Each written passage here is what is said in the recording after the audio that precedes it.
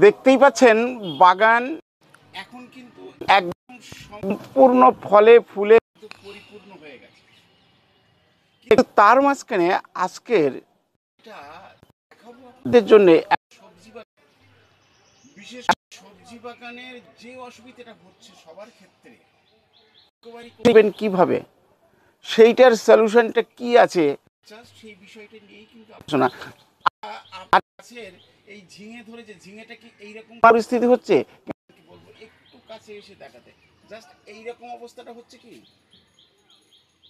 এইরকম অবস্থা বেঁকে যাচ্ছে কি, তো এইরকম সরু হয়ে গেছে কিনা দেখুন তো। এই জায়গাটা দেখুন তো, এই যে রস বেরোচ্ছে কিনা ঝরে, একটু খেয়াল করে দেখুন তো আপনার বাগানে গিয়ে, যে এখান থেকে ঝিঙেটা এই মোটা হয়ে গেল, এখান থেকে সরু হয়ে গেল, এখান থেকে একটা রস বেরিয়ে যাচ্ছে, ছিদ্র মতো হয়ে গেছে। আবার দেখুন এই রকম ছোট ছোট যখন বেরিয়ে এসছে, ফুল থেকে কুঁড়িগুলো বেরিয়ে এসছে, ফলগুলো বেরিয়ে এসছে, জাস্ট এরকমভাবে নষ্ট হয়ে যাচ্ছে কিনা, অর্থাৎ এরকম গেল ঝিঙে গাছে গেল। আবার দেখা যেতে পারে বেগুন গাছে। আসুন বেগুন গাছগুলো দেখাই, যে বেগুন গাছের আপনার এইরকম ধরনের ঘটনা ঘটছে কিনা, মাথাটা আপনারা পড়ছে কিনা, বা এই ডগা থেকে বেশ কিছুটা দূরে এইরকম ধরনের কোনো নোংরা জিনিস, টুকরো জিনিস মনে হচ্ছে কোনো একটা কিছু ফেলে রেখেছে, এইরকম আছে কিনা, জাস্ট এইরকম ঘটনা আপনার বাগানে কিন্তু ঘটছে, আপনি ধরতে পারছেন না, বুঝতে পারছেন না, জাস্ট এই বিষয়টা নিয়ে কিন্তু আলোচনা। নমস্কার, আমি সঞ্জীব, আর আপনারা দেখছেন আমারই চ্যানেল, আমারই ভিডিও। এইবারে দেখুন এই সবজি গাছে এত সুন্দর সবজি গাছ, আর এই সবজি গাছের ফসল তুলতে গিয়ে দেখা যাচ্ছে বাঁকাটাও আবার রস ঝরে পড়ছে, বাঁকে যাচ্ছে, পিছন দিকে মোটা হয়ে যাচ্ছে, উপর দিকে সরু হয়ে যাচ্ছে। কেন? এটা হচ্ছে আর কিচ্ছু নয়, ছোট্ট ছোট্ট যে মাছি পোকা, যে মাছি পোকাগুলো তারা কি করছে, যখনই ছোট্ট এই কুঁড়ি যখন চলে আসছে, ফলটা যখন চলে আসছে, তখনই কিন্তু আপনার সাথে সাথে তার রসটা খাওয়ার জন্য সে কিন্তু চলে আসছে। তার কোনো দোষ নেই, সে তার তো খাদ্য দরকার, তাই সে খাবারের লোভে সে কিন্তু চলে আসছে এই বেগুনের ডগায়, এই বরবটির কাছে, আবার চলে আসছে আপনার ঝিঙে বা চিচিঙ্গার কাছে। আর একটা জিনিস যেটা হচ্ছে, যে বরবটি গাছে আপনার কালো কালো কালো কালো যে পোকাগুলো আমার কাছে নেই, সেটাগুলো কিন্তু একদম ছেঁকে ধরে, একদম কালো মনে হয় যেন ওর গায়ে একদম গোবর লেপে দেওয়া হয়েছে।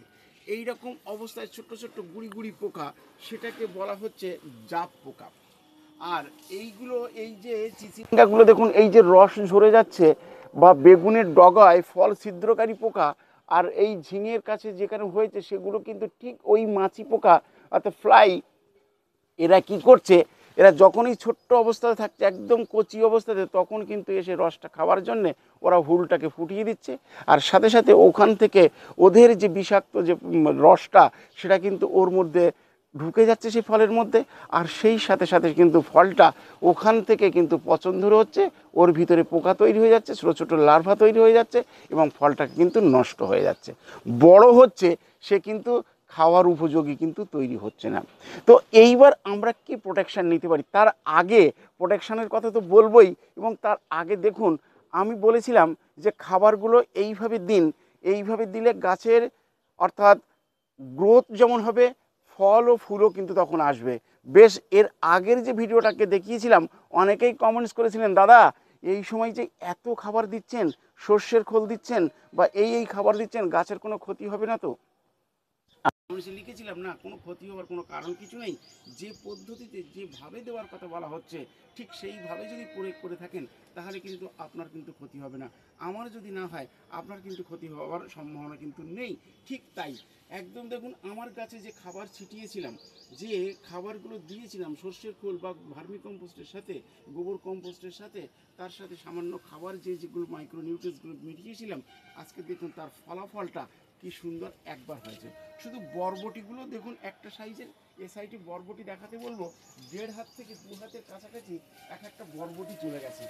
দেখুন শুধু বরবটির চেহারাগুলো দেখুন, বরবটি তো তুলছি, বরবটি তো খাওয়া হচ্ছে, মানে একদম প্রচুর পরিমাণে বরবটি তোলা হচ্ছে, এবং সেই সাথে সাথে এক একটা বরবটি দেখুন একদম মেপে দেখুন, এক হাতের উপরে প্রায় হাতের কাছাকাছি এখান থেকে লম্বা হয়ে গেছে এক একটা বরবটির সাইজ দেখতে পাচ্ছেন। এবং এও বলি, যারা আমার কাছ থেকে বীজ সংগ্রহ করেছেন তাদের কিন্তু ফিডব্যাক যথেষ্ট কিন্তু ভালো। তারা কিন্তু বলছেন যে দারুণ ধরনের কিন্তু বীজ আপনি দাদা দিয়েছেন, যে বীজ থেকে অসাধারণভাবে কিন্তু আমরা ফল সবজি কিন্তু আমরা তুলতে পারছি। দেখুন এই যে তুলতে পারছেন এবং গাছ তৈরি হয়েছে, এই যে ফিডব্যাকটা, এই ফিডব্যাকটাই কিন্তু আমার কাছে একটা বিশাল পাওনা।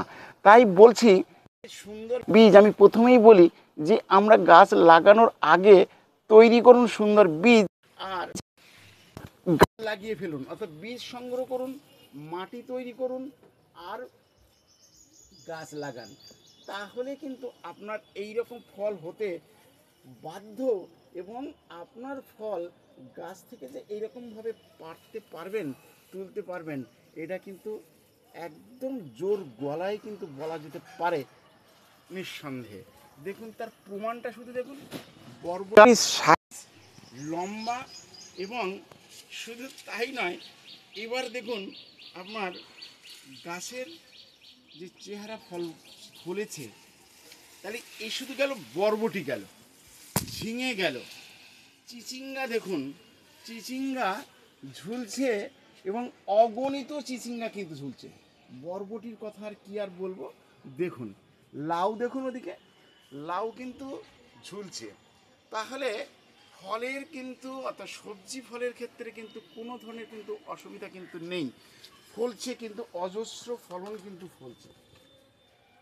এইবার আসা যাক এর সমাধান, এই মুহূর্তে আমরা এই রোগের হাত থেকে কি তার পরিত্রাণ আমরা পেতে পারি বা কী করব। দেখুন এই মুহূর্তে এই বর্ষাকালে ঘন ঘন বর্ষা হচ্ছে, আর এই বর্ষাকালে আপনাকে যেই সামান্য সময় আপনি পাবেন, সেই সময়টাকে আপনাকে কিন্তু কাজে লাগাতে হবে। আর কাজে লাগাতে গেলে কি কি ব্যবহার করবেন বা আমি কি ব্যবহার করছি, দেখুন একটা ওষুধ কিন্তু ব্যবহার করলে সঠিক নয়, কারণ এখন আমি যে ওষুধটাকে প্রয়োগ করব, সেই ওষুধটার বিনিময়ে আপনার দেখা গেল যে মাছি পোকা বা যে লেদা পোকা বা যে অন্য পোকা বা চোষক পোকা, আপনার কিন্তু সেগুলো বেশ কিছুটা অন্তত 90% থেকে 95% নির্মূল হয়ে গেল। 5% থেকে গেল বা 1%ই থেকে গেল, সেই 1% কিন্তু তাদের রেজিস্ট্যান্স পাওয়ার কিন্তু তৈরি হয়ে যায়, এবং এই রেজিস্ট্যান্স পাওয়ারের বলে কি হয়, ওরা কিন্তু নতুনভাবে ওরা কিন্তু একদম জেগে ওঠে, আর ওরাই কিন্তু আক্রমণটা বেশি ঘটে। তাই সাথে সাথে কি করতে হয়, আরেকটা ওষুধ আপনাকে কিন্তু অল্টারনেট প্রয়োগ করতে হয়, তাহলে কি হয়, ওর সাথে সাথে কিন্তু এই পোকাগুলো কিন্তু দমন হয়ে যায়। তাই আমি যেটা ব্যবহার করছি এই মুহূর্তে দেখুন, আমি বারবার করে বলে থাকি, এখন বর্ষাকালের ক্ষেত্রে অর্গানিক আপনি ব্যবহার করুন। অর্গানিকের মধ্যে এই ওষুধটা দুর্দান্ত কার্যকরী, ক্যাপ্টেন একটা ওষুধ দুর্দান্ত কার্যকরী। যারা পাচ্ছেন না তারা সংগ্রহ করতে পারেন আমার কাছ থেকে, যদি না পান মার্কেটে প্রোপেক্স সুপার কনফিডার, এই ধরনের ওষুধগুলো যদি ব্যবহার করতে পারেন, তাহলে কিন্তু আপনার গাছের পোকা কিন্তু নির্মূল হয়ে যাবে, এবং আপনি এটাকে সপ্তাহে বা 10 দিনে একবার করে করুন, তার মাঝে নিম অয়েল একবার করে অন্তত স্প্রে করুন, তাহলে কিন্তু আপনার সুন্দর বাগান যেমন সুন্দর তেমনই কিন্তু সুন্দর থাকবে, এবং যে ফুলগুলো আসছে সেগুলো কিন্তু আপনি অনায়াসেই কিন্তু ফলে পরিণত করাতে পারবেন। তাই বলছি যে এই জায়গাগুলোকে কমপ্লিট করুন, এবং এর সাথে সাথে অতিরিক্ত বর্ষণের ফলে গাছের গোড়ায় কিন্তু জল যদি জমে যায়, দেখুন আমার কিন্তু গাছের বেডে দেখতে পাবেন না যে এতটুকু জল জমে আছে, যদি 2 ঘন্টা ধরে বর্ষা হয়, বর্ষা শেষ জলও শেষ, তাহলে এইরকমভাবে নিষ্কাশন পদ্ধতি, ড্রেনেজ ব্যবস্থা সেটা কিন্তু করা আছে। হয়তো অনেকের ক্ষেত্রে যে ছিদ্রগুলো রয়েছে জমে গেছে, তাহলে কিন্তু কি হয়, গাছের গোড়ায় কিন্তু পচন ধরতে পারে, আর এই পচন থেকে কিন্তু গাছের কিন্তু আপনার আস্তে আস্তে ঝিমিয়ে পড়বে, আর সেইগুলো কিন্তু নষ্ট হয়ে যাবে।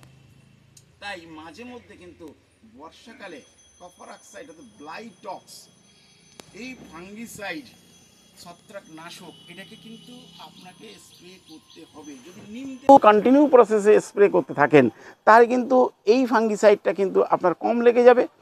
আর অল্টারনেট করে কেন দিতে বললাম, একটা জিনিস বাদ দিলে সব কিছুর কিন্তু একটা রেজিস্ট্যান্স পাওয়ার কিন্তু আপনার তৈরি হয়ে যায়, তাই আপনাকে এই জায়গাটাকে কিন্তু কমিয়ে অবশ্যই দিতে হবে।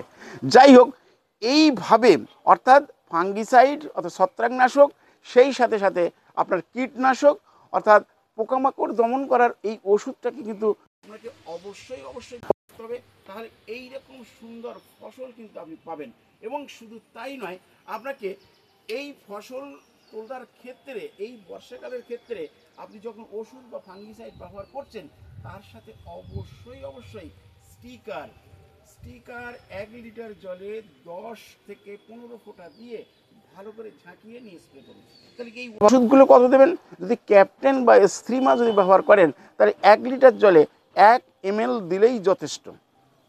প্রোফেক্স সুপার বা কনফিডার যদি দেন 1 লিটার জলে 1 থেকে 1.5 ml দিলেই কিন্তু যথেষ্ট। আর ফাঙ্গিসাইডের ক্ষেত্রে 1.5 গ্রাম অর্থাৎ ছোটো চামচের চা খাওয়া চামচের হাফ চামচ থেকে ছোটো আরেকটু বড় হলেই হাফ চামচ, আর থেকে ছোটো চামচ হলেই 1 চামচ দিয়েই 1 লিটার জলে। এবং এই স্টিকারটা দিতে ভুলবেন না। স্টিকারটা দিলে কি হয়, স্টিকারটা হচ্ছে সিলিকন আঠা, এটা দিলে ওষুধ বা যে খাবার আমরা প্রয়োগ করলাম সেটা কিন্তু যদি 1 ঘন্টা যদি স্প্রে করে তাহলে কিন্তু গাছের পাতায় কিন্তু ওটাকে কিন্তু শোষণ করে নেবে, অ্যাবজর্ব করবে। তারপরে যদি আপনার বর্ষা এসে যায় তাতেও কিন্তু আপনার কোনো বিশেষ কোনো ক্ষতি হবে না। তাহলে আপনার এই আঠাটাকে দরকার আছে, তাহলে এটা কিন্তু অবশ্যই আপনারা প্রত্যেকবারের ক্ষেত্রে ব্যবহার করবেন। এবং সেই সাথে সাথে দেখুন এত সুন্দর গাছ হয়েছে, ফলও দিচ্ছে। এইবার ওর যে এনার্জি, সেই এনার্জিটা কিন্তু আস্তে আস্তে কিন্তু নষ্ট হয়ে যাচ্ছে। তাহলে সেই নষ্ট হতে গেলে আবার ফুলফিল এনার্জি কিন্তু আপনার গাছে কিন্তু প্রয়োগ করতে হবে। আর এই প্রয়োগ করতে গেলে আপনাকে কিন্তু মাইক্রোনিউট্রিয়েন্টস খাবার কিন্তু মাঝে মধ্যে আপনাকে প্রয়োগ করতে হবে। আচ্ছা দেখুন তো এই কুমড়ো গাছের চেহারাটা, এই কুমড়ো গাছের চেহারা দেখতে পাচ্ছেন, পাতাগুলো দেখতে পাচ্ছেন, ঢেঁড়স গাছের দেখুন অবস্থাগুলো। তাহলে এই যে গাছের এত সুন্দর ডেভেলপ করছে যে চেহারাগুলো, এই চেহারাগুলো ধরে রাখতে আপনার উপযুক্ত পরিমাণ, এই যে ঢেঁড়স গাছের ফুল আসা শুরু হয়ে গেছে, কচি ঢেঁড়সও ধরে গেছে। তাহলে এইরকম যদি হয়ে যায়, চিচিঙ্গা দেখুন এদিক থেকে আবার উঠছে পরিমাণে, এখানে করলা প্রচুর পরিমাণে উঠছে। এই মধ্যে আপনাকে কিন্তু অবশ্যই অবশ্যই আপনাকে ভিটামিন জাতীয় মাইক্রোনিউট্রিয়েন্ট জাতীয় খাবার আপনাকে কিন্তু ব্যবহার করতে হবে। আপনি একসাথে আপনি হাইড্রোন্যানো স্প্রে করতে পারেন, আপনার অন্যান্য যে পিজিআর আছে আপনি সেটাকেও ব্যবহার করতে পারেন। তাহলে কিন্তু গাছের মাইক্রোনিউট্রিয়েন্টের যে ঘাটতি, সেই ঘাটতিটা কিন্তু আপনার অবশ্যই অবশ্যই কিন্তু পূরণ হয়ে যাবে। তাহলে এই বর্ষাকালে গাছগুলোকে সুন্দরভাবে ফল নিতে গেলে এই জিনিসগুলোকে ইমিডিয়েট আপনাদের কিন্তু ওয়েট করতে হবে। তাহলে কিন্তু আপনার সুন্দর গাছ কিন্তু সুন্দরভাবে কিন্তু তৈরি হয়ে যাবে। বর্ষা এসে গেছে কিন্তু আমি থামছি না, কারণ আমাদের এই রকম ভিডিও কিন্তু থামে না, এটা ভালো রকমই জানেন। তার জন্যে কিন্তু আরেকটা জিনিস আমি দেখাবো, যে আরও উপরে যে বরবটি গাছ বা বেগুন গাছের ধারে তৈরি হয়ে গেছে কি সুন্দরভাবে, সেগুলো একটু এক ঝলক দাদা বর্ষায় যে জিনিসটাকে দেখানোর জন্য আপনাদের কাছে নিয়ে এসেছি। শুধু দেখুন চাল কুমড়োর দিকে তাকান, চাল কুমড়ো গাছের ডগা এবং চাল কুমড়ো গাছের চেহারা দেখে কি মনে হচ্ছে প্রচুর পরিমাণে সার দিয়েছি? না, আমি কিন্তু সার 1বার থেকে 2বার কিন্তু প্রয়োগ করি, যখনই প্রয়োগ করি তখনই আপনাদের দেখাই। তার মধ্যেও কিন্তু দেখুন চাল কুমড়ো গাছের তার যে চেহারা, অসাধারণ চেহারা। এবং সেই সাথে সাথে যে ওল গাছ বসিয়েছিলাম, ওল গাছের চেহারাগুলো দেখুন কোন পর্যায়ে চলে গেছে, অর্থাৎ আমার প্রায় গলা সমান কিন্তু তৈরি হয়ে গেছে। এক একটা ওল গাছ বিশাল বিশাল সাইজের কিন্তু ওল গাছ কিন্তু তৈরি হয়ে গেছে। সেই সাথে সাথে গাঁটি কচু সেও কিন্তু তৈরি হয়ে গেছে। এছাড়াও কিন্তু অজস্র পরিমাণে সবজি আপনার যে ফলতে শুরু করে দিয়েছে, সেটা কিন্তু আপনারা নিশ্চয়ই সেটাকে কিন্তু লক্ষ্য করতে পারছেন। যাই হোক, আর দীর্ঘায়িত করব না, যে সমাধানের কথা বললাম সেই সমাধানটা সুন্দরভাবে প্রয়োগ করুন। তাহলে কিন্তু আপনার গাছ, শশা গাছ থেকে শুরু করে, করলা থেকে শুরু করে, বেগুন থেকে ঢেঁড়স বা চিচিঙ্গা, ঝিঙা, প্রত্যেকটা সবজি কিন্তু ঝলমল করবে। এই জিনিসগুলোকে প্রয়োগ করলে কিন্তু আপনার গাছ সুস্থ সবল এবং প্রয়োগ করে যাবে। তাহলে আর চিন্তা করতে হবে না। ভালো থাকুন, সুস্থ থাকুন, সবুজের সাথে থাকুন। যদি এই রকম ভিডিও যদি ভালো লেগে থাকে তাহলে কিন্তু লাইক, শেয়ার, কমেন্টস, এবং যারা নতুন আমার চ্যানেলে এসছেন তারা কিন্তু বুঝতে কিন্তু ভুলবেন না। সামনে সাবস্ক্রাইব অল নোটিফিকেশনটাকে একবার ক্লিক করে দিন, বেলটাকে, তাহলে কিন্তু আপনি সবার আগে কিন্তু আমার ভিডিও আপনার কাছে। নমস্কার, ভালো থাকুন।